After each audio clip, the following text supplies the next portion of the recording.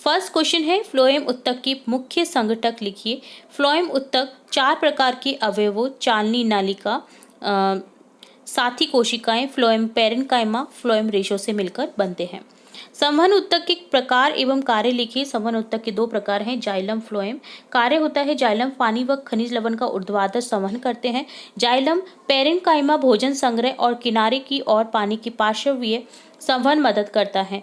Phloem xylem के असमान पदार्थों को कोशिकाओं के दोनों दिशा में गति करा सकते हैं व पत्तियों से बने भोजन को पौधे के विभिन्न भागों तक पहुंचाने का कार्य करते हैं।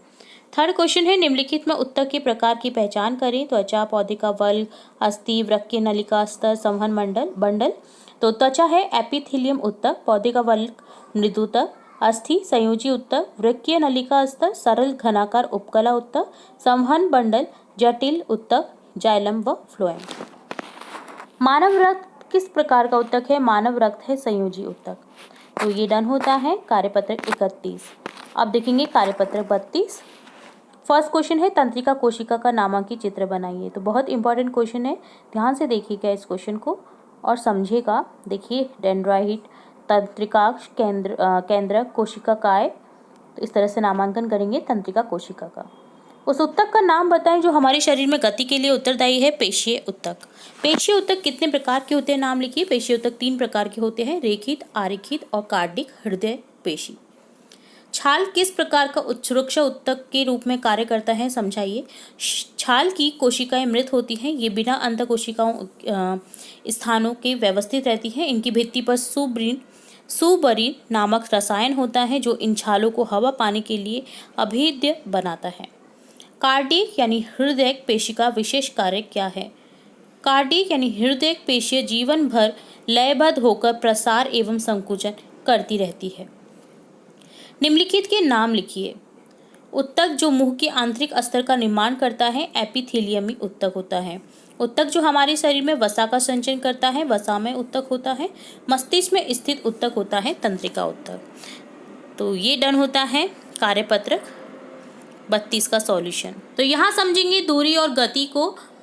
फर्स्ट क्वेश्चन है दिए गए चित्रों में ए से बी के मध्य लंबाई धागे या स्केल से मापकर रिक्त स्थान में लिखें। तो आपको एक स्केल लेना है और एक धागा ले लेना है। देन आपकी वर्कशीट पे आपको नापना है ए से बी तक, और दूसरा जो पिक्चर है उसे भी नापना है, वो थोड़ा सा ज़्यादा है। तो देखिए आप जब निकालेंगे अपने धागे को या स्केल को, तो यहाँ ए से बी की दूरी आ जाएगी 4 सेंटीमीटर और यहाँ आ जाएगा 5 सेंटीमीटर। इसी तरह से अगला जो पार्ट है सेकंड, यहाँ पर भी आप ए में एक पॉइंट रखिए धागे का, देन उसे इस तरह से वृत्ताकार शेप पे ला करके इसे नापिए। देन धागे को आप एक स्केल की सहायता से जब नापेंगे तो यहाँ पर आंसर आ जाएगा लगभग 5 सेंटीमीटर। नेक्स्ट है इसी तरह से इस आकृति को भी नापना है आपको। तो यहाँ पर आप धागा रखेंगे, देन इसे इस तरह से घुमाते हुए उस धागे को यहाँ तक पकड़ लेंगे। देन आप स्केल लेंगे, ठीक है। स्केल बड़ा वाला लेना है आपको जिसमें आपका 12 सेंटीमीटर से ज़्यादा हो। तो आप जब धागे को रखेंगे तो स्केल में इसकी जो लंबाई आएगी वो लगभग 15 सेंटीमीटर आएगी, ठीक है। तो धागे को आपको स्केल पे रखना है ताकि आप अच्छे से निकाल सकें। तो ये आपको करना है खुद से, बट मैंने आपको लगभग आंसर बता दिया है। सेकंड क्वेश्चन है दूरी का मात्रक पूछा है। दूरी का मात्रक क्या होता है? मीटर होता है। थर्ड क्वेश्चन है निम्नलिखित लंबाइयों को बढ़ते हुए क्रम में लिखिए। तो सबसे पहले देखिए सबसे छोटी इकाई 9 मिलीमीटर आ जाएगा, then 24 centimetre, then 2 metre, then 1 kilometre. Fourth question है मोहन अपने घर से साइकिल द्वारा 2 किलोमीटर की दूरी तय कर विद्यालय पहुंचा।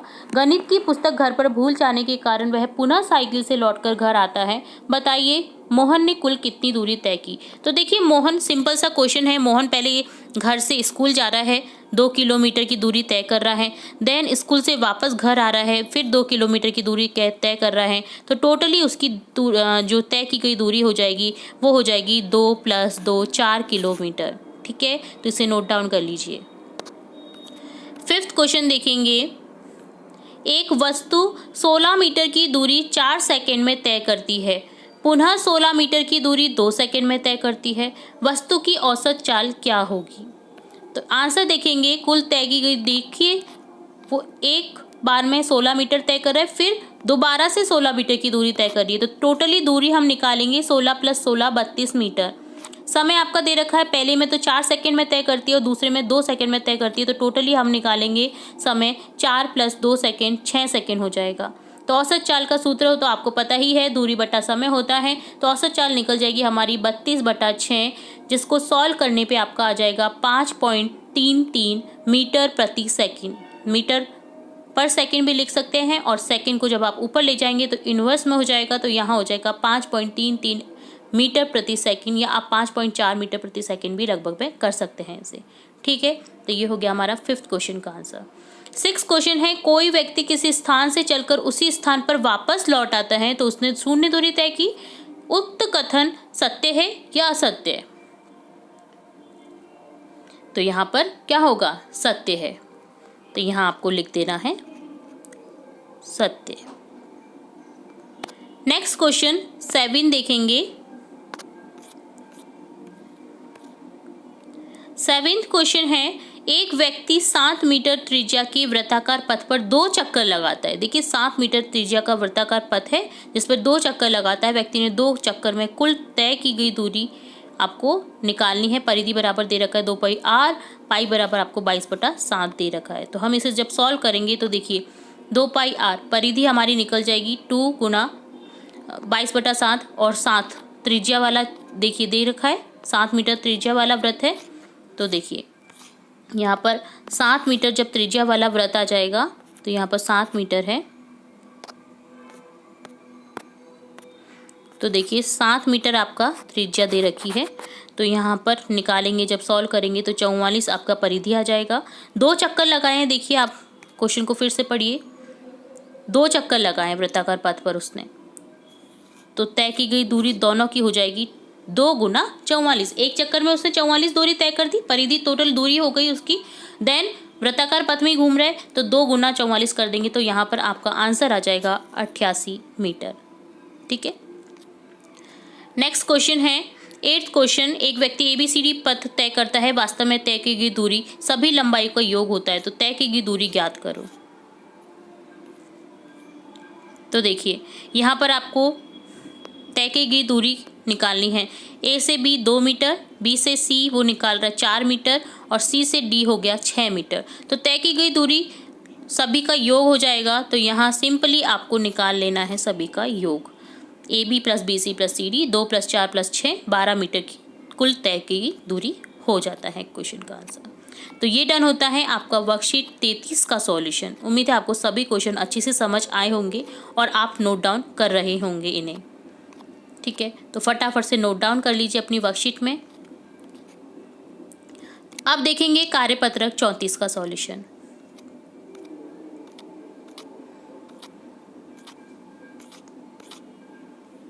तो यहाँ हम समझेंगे विस्थापन दूरी और विस्थापन में अंतर।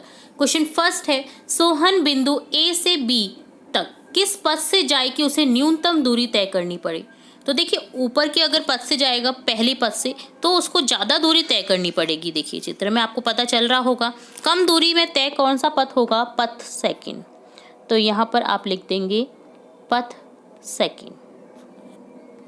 ठीक है, तो ये वाली जो दूरी है ये कम होगी, ये वाली जो दूरी है वो ज़्यादा होगी। तो यहाँ पर पथ सेकंड जो है अगर उससे तय करेगा तो उसको न्यूनतम दूरी तय करनी पड़ेगी। नेक्स्ट क्वेश्चन है, सोहन द्वारा तय की गई दूरी को क्या कहते हैं। तो आंसर हो जाएगा आपका विस्थापन। ठीक है, तो यहाँ पर आपको लिख देना है विस्थापन। ठीक है, तो विस्थापन लिख दीजिए। विस्थापन का मात्रक क्या होता है, तो विस्थापन का मात्रक होता है मीटर। ठीक है, तीनों क्वेश्चन हो गए। अब देखेंगे 4th क्वेश्चन, यदि सोहन वृत्त की परिधि पर स्थित A बिंदु से चलकर पुनः A पर लौट आए तो वह विस्थापित किया हुआ किसके बराबर होगा। तो वह बराबर होगा 0 विस्थापित होगा, क्योंकि पुनः लौट करके वो उधर ही आ रहा है ना। तो यहाँ पर उसकी टोटली दूरी 0 हो जाएगी। तो यहाँ पर आपका ऑप्शन द करेक्ट हो जाएगा और आपको यहाँ पर द लिख देना है। ठीक है, 5th क्वेश्चन देखेंगे। यहाँ पर देखिए आपको एक हाफ सर्कल दिया गया है, तो यहाँ पर आपको इस तरह से रेखा खींच लेनी है, ए से बी इसको मिलान कर देना है। अब क्वेश्चन देखेंगे हम, निशा ए से बी वक्र रेखा पर चलती है, वो यहाँ से यहाँ पर चलती है, ठीक है, परंतु उसे लगा कि ये दूरी अधिक है। अब वह ए से बी सीधी दूरी अर्थात विस्थापन तय करती है, यानी सीधी दूरी ये वाली जो है वो तय करती है। एक धागे एवं स्केल की सहायता से वक्र दूरी और विस्थापन नापकर अपने अध्यापक को बताती है। आप भी मापकर रिक्त स्थानों की पूर्ति करें। तो आपको भी ये वाली दूरी नापनी है, धागे को लेना है और स्केल को लेना है, पुनः जैसे हमने वर्कशीट 33 में किया था उसी तरह से, और यहाँ पर इस दूरी को भी आपको नापना है।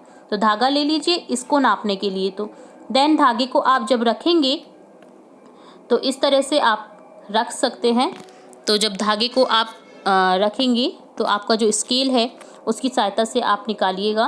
तो उसकी सहायता से जो है वो आपकी ये जो सीधी वाली है ए बी, ये तो निकल जाएगी आपकी 3 सेंटीमीटर जो विस्थापन हो जाएगा, और दूरी जो ये दूर वाली है ये वाली जो निकल जाएगी वो निकलेगी आपकी 5 सेंटीमीटर, क्योंकि धागा इस तरह से है। धागे को जब आप स्केल पे रखेंगे तो आपकी 5 सेंटीमीटर लगभग में आंसर आ जाएगा।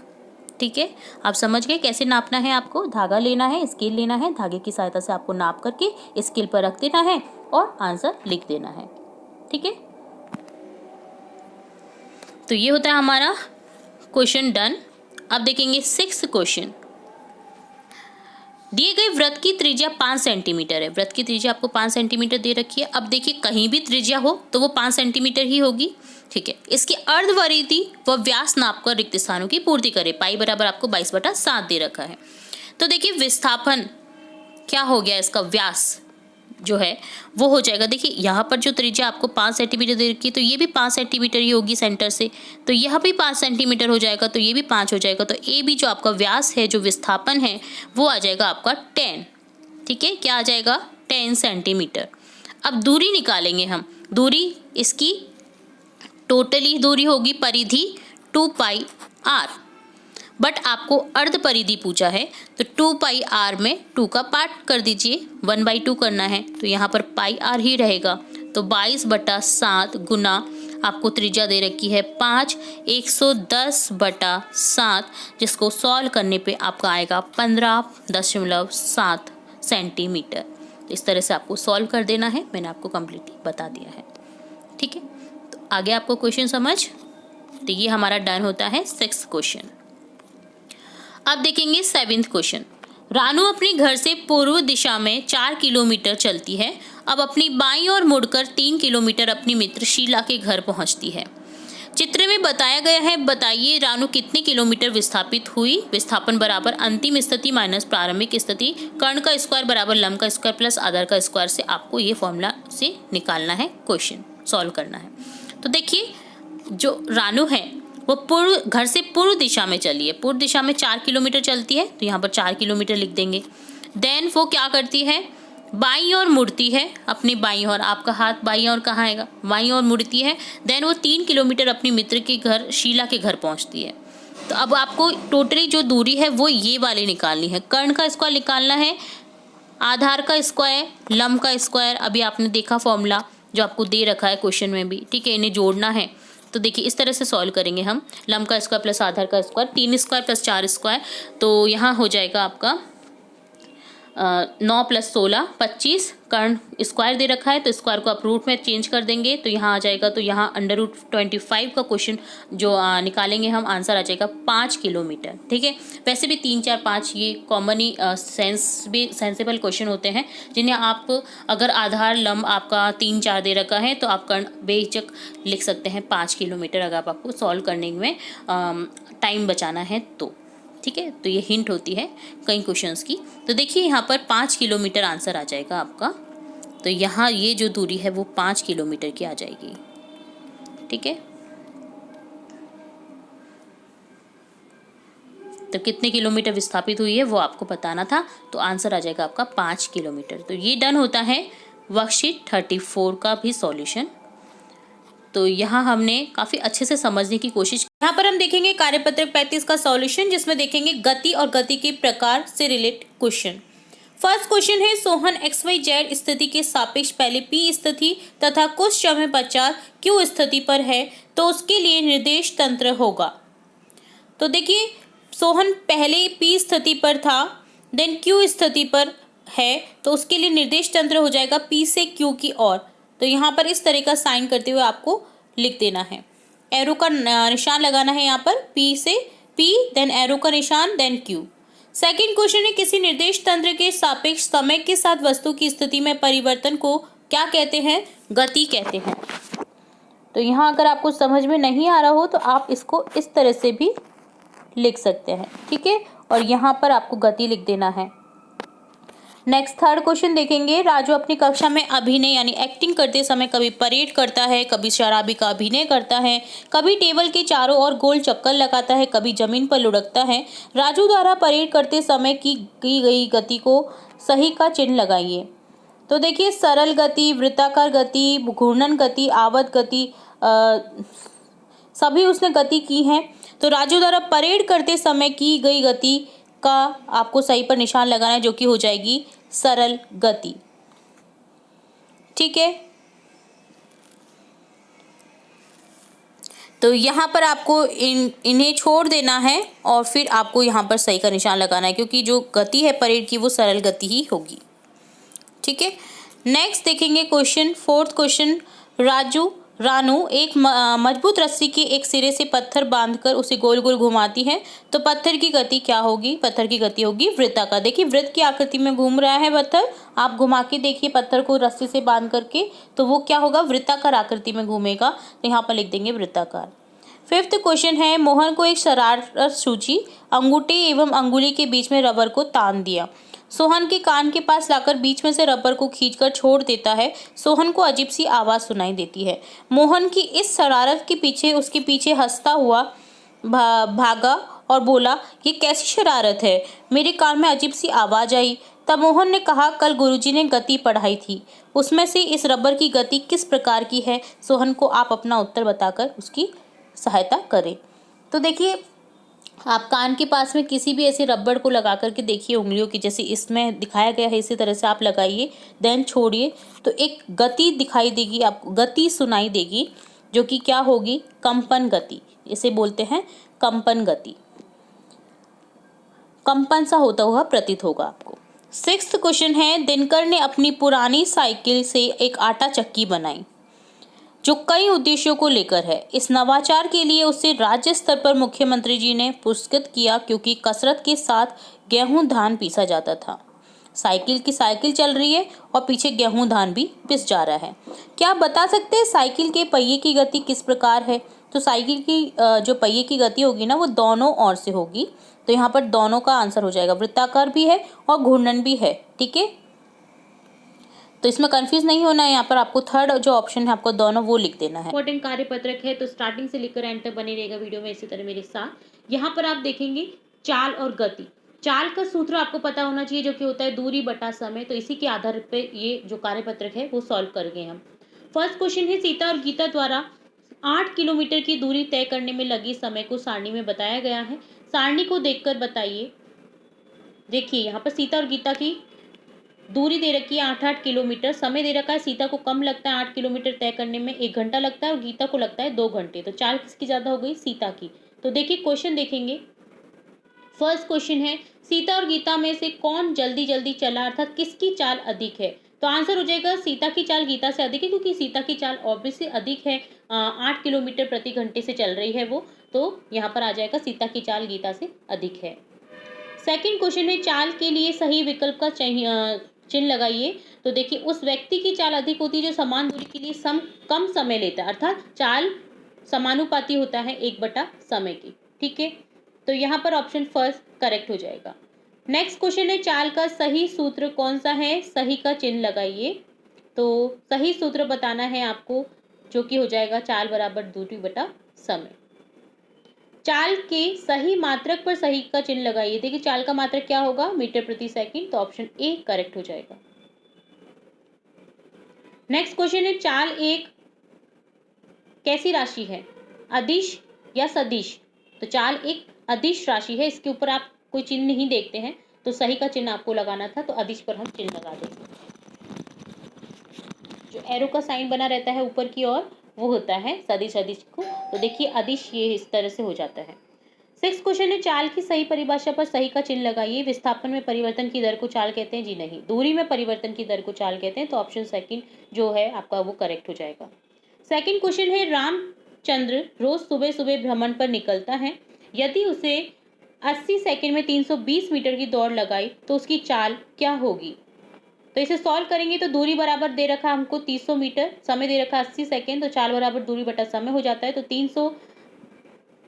380 नहीं 300 सॉरी 320 है यहाँ पर, तो आपको करेक्ट कर देना है। तो 320 को आप करेक्ट करेंगे, 320 बटा 80 लिख देंगे, तो जो आपका चाल हो जाएगा वो हो जाएगा 4 मीटर प्रति सेकंड। अगला क्वेश्चन है, ऋचा 6 किलोमीटर की यात्रा 10 मिनट में करती है, तो उसकी चाल मीटर प्रति सेकंड में ज्ञात कीजिए। तो देखिए ऋचा की जो किलोमीटर की यात्रा है वो दे रखी है 6 किलोमीटर, 6000 मीटर में हम चेंज कर देंगे, 1000 मीटर होता है 1 किलोमीटर में, 10 मिनट में होता है, 10 मिनट की जो चाल होती है जिनकी 10 मिनट को हम कर देंगे 60 से मल्टीप्लाई, तो हो जाएगा 600 सेकंड। चाल बराबर होता है दूरी बटा समय, तो 6000 में 600 का भाग लगा देंगे, जिससे निकल जाएगा हमारा चाल 10 मीटर प्रति सेकंड। फोर्थ क्वेश्चन है, मनुष्य 7 मीटर त्रिज्या के वृत्ताकार पथ पर एक चक्कर लगाता है। यदि उसे एक चक्कर लगाने में 22 सेकंड लगते हैं तो मनोज की चाल ज्ञात करो। तो परिधि बराबर हो जाता है 2 पाई आर, पाई बराबर होता है 22/7, तो ये आपको हिंट दे रखी है। अब आप इससे सॉल्व करेंगे तो यहाँ पर देखिए आपको इस तरह से निकाल देना है, 7 मीटर आपका त्रिज्या आ जाएगा। तो देखिए 2 पाई आर हो जाएगा। सॉल्यूशन जो है आपका परिधि बराबर फॉर्मूला होता है 2 पाई आर, तो 2 से मल्टीप्लाई करेंगे 22/7 को, और 22/7 को मल्टीप्लाई करेंगे 7 जो कि त्रिज्या है हमारी, तो दूरी बराबर हो जाएगा 44 मीटर जब सॉल्व करेंगे। समय बराबर है 22 सेकंड, तो चाल बराबर दूरी बटा समय होता है, तो 44/22 करेंगे तो आंसर हो जाएगा हमारा 2 मीटर प्रति सेकंड। ठीक है, तो ये होता है आपका सॉल्यूशन डन वर्कशीट 36 का।